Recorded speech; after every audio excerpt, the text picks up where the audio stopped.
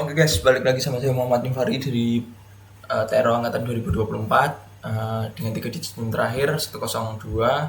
Ini merupakan video kelima praktikum mesin-mesin listrik ya.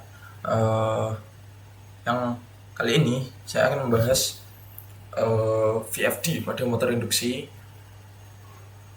Terus penjelasannya itu frekuensi, akselerasi, dan juga fiturnya. So, lanjut ke pembahasan pertama. Untuk pendahuluan, VFD atau Variable Frequency Drive itu perangkat elektronika daya yang digunakan untuk mengatur kecepatan perputaran motor induksi dengan cara mengubah frekuensi dari tegangan supply. Penggunaan VFD ini umum di industri karena mampu meningkatkan efisiensi energi dan juga mengurangi arus start serta memberikan kontrol motor yang lebih bisa dikatakan fleksibel. Lanjut untuk konsep dasar motor AC terlebih induksi ya. Ini pembahasannya yaitu motor AC induksi bekerja berdasarkan prinsip medan magnet putar yang dihasilkan oleh arus 3 fasa pada stator. Medan magnet ini menginduksikan arus pada rotor sehingga rotor ikut berputar. Kecepatan motor induksi ini bergantung pada frekuensi sumber ya dan jumlah kutub motor, sehingga kalau misal tanpa VFD kecepatan motor bersifat tetap gitu. Lanjut konsep kerja VFD. Jadi konsep kerjanya itu dibagi menjadi 3, yaitu penyearah untuk mengubah AC menjadi DC, penyaringan DC menggunakan kapasitor dan inverter untuk mengubah kembali DC menjadi AC dengan frekuensi yang dapat diatur. Dengan mengubah frekuensi keluaran inverter, kecepatan perputaran motor AC induksi dapat dikontrol secara presisi. Lanjut datasheet. Ini datasheet VFD yang saya dapatkan ya menggunakan bahasa Rusia. Datasheet VFD ini yang berisi teknis untuk tegangan input dan juga output, rentang frekuensi kerja, arus nominal, daya motor dan yang didukung, serta parameter kontrol seperti akselerasi, deselerasi, dan juga mode operasi ya. Datasheet ini digunakan sebagai acuan untuk memastikan VFD sesuai tidak dengan spesifikasi motor yang akan diaplikasikan dan juga sistem aplikasinya itu mau seperti apa gitu. Perbandingan frekuensi dengan RPM dan arus. Ini pembahasan yang cukup menarik ya, yaitu hasil pengujiannya menunjukkan bahwa peningkatan frekuensi menyebabkan RPM motor meningkat secara linear. Namun arus motor tidak selalu meningkat secara linear karena dipengaruhi oleh beban. Nah, pada frekuensi rendah ini arus cenderung lebih kecil dibandingkan saat frekuensi tinggi dan beban besar. Arus motor meningkat gitu. Setting akselerasi dan deselerasi VFD. Pada VFD, waktu akselerasi biasanya diatur menggunakan parameter P34, yang dimana waktu deselerasinya menggunakan parameter P42. Nilai waktu yang lebih besar akan membuat perubahan kecepatan motor yang cenderung lebih halus ya. Jadi sedangkan nilai yang lebih kecil membuat motor berubah kecepatan lebih cepat namun berpotensi meningkatkan arus dan tegangan mekanis gitu. Lanjut prinsip forward dan reverse pada VFD. Forward dan reverse pada VFD ini bekerja dengan cara mengubah urutan fasa ya, fasa keluaran dari inverter. Namun ini sangat berguna pada aplikasi seperti konveyor, hoist, dan mesin produksi yang membutuhkan 2 arah putaran motor. Jadi atau forward atau reverse itu pasti butuh yang namanya ini VFD ini.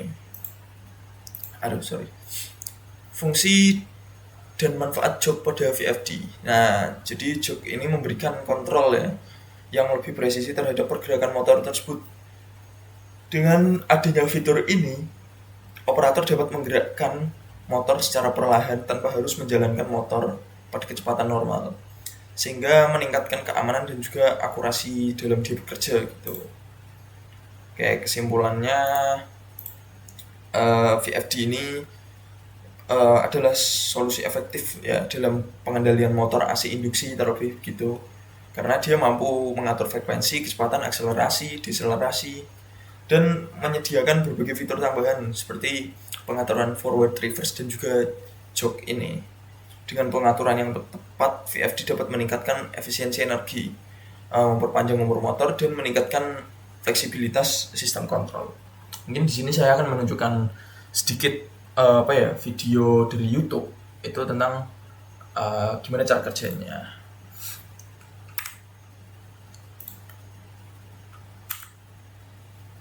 Oke, ini saya coba tunjukkan.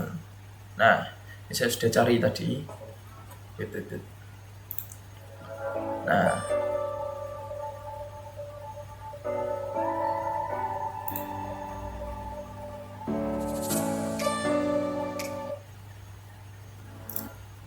Nah, sampai di sini. Oke, di sini saya akan coba membahas ya. Jadi di sini itu ada push button, yang dimana push buttonnya ini ya untuk mengontrol si kontaktor ini. Nah, ini di sini ada aliran sumber listrik yang dialirkan ke MCB supaya mengamankan lah hal tersebut. Setelah masuk ke kontaktor, setelah dirubah, itu dia masuk ke VFD dan baru masuk ke motor. Kenapa masuk ke VFD dulu? Karena kemungkinan pada kasus ini, pada kasus motor 3 fasa ini, itu dia membutuhkan forward dan juga reverse. Atau mungkin apa, tidak tahu, tapi ini sambungannya seperti ini. Jadi VFD penting ya. Bahkan dari judul SNS, Automation Engineering. Ya, kita coba cari lagi. Nah, ini. Oke. Ini untuk koneksi dari VFD-nya. Nah, di sini sebenarnya sama, rangkaiannya akan sama-sama semua. Cuman mungkin yang berbeda alat-alat yang digunakan.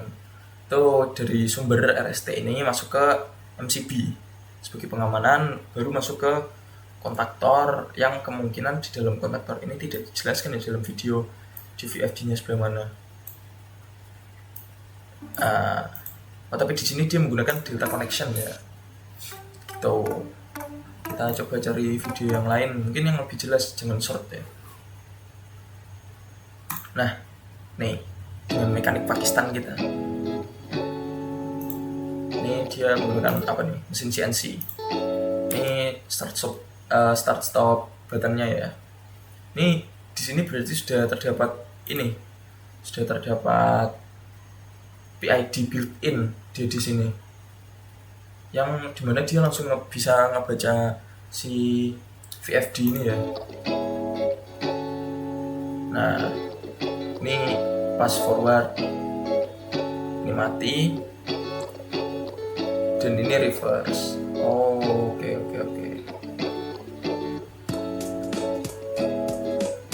Oke, ini menggunakan sistem forward reverse ya. Ini di sini ada penjelasannya sebenarnya. CNC under voltage. Ya seperti itu. Kayak mungkin satu video lagi kali ya. Hello दोस्तों, ये हमारे पास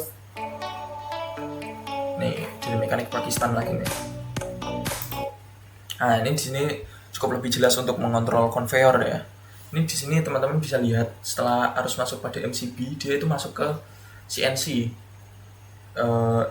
Di CNC ini, mesin CNC ini dia memasukkan daya ke ini si motor ini untuk menggerakkan konveyor.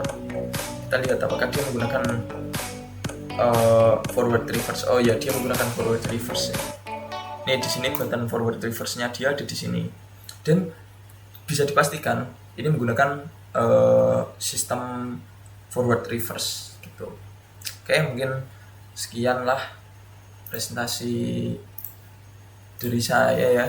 Kurang lebihnya mohon maaf. Assalamualaikum warahmatullahi wabarakatuh.